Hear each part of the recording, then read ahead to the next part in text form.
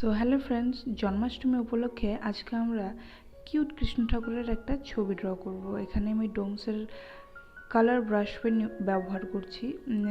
একটা colour use করার পর তুমি যখন অন্য কালার ব্যবহার করবে তখন দেখবে যেন আগের কালারটা শুকিয়ে যায়, না হলে যদি তুমি মার্চ না করতে চাও তাহলে ওই দুটো কালার একসাথে মার্চ হয়ে যাবে এবং তোমার ড্রয়িংটা খারাপ হয়ে যেতে পারে।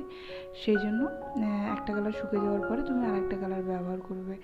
আর আউটলাইন যেহেতু আমি এখানে আগে থেকে করে রেখেছি, যদি তোমার আউটলাইনের ছবি লাগে তাহলে আমি কমিউনিটি পোস্টে এর আউটলাইনের ছবিটা পোস্ট করে দেবো, তোমরা চাইলে গিয়ে দেখতে পারো।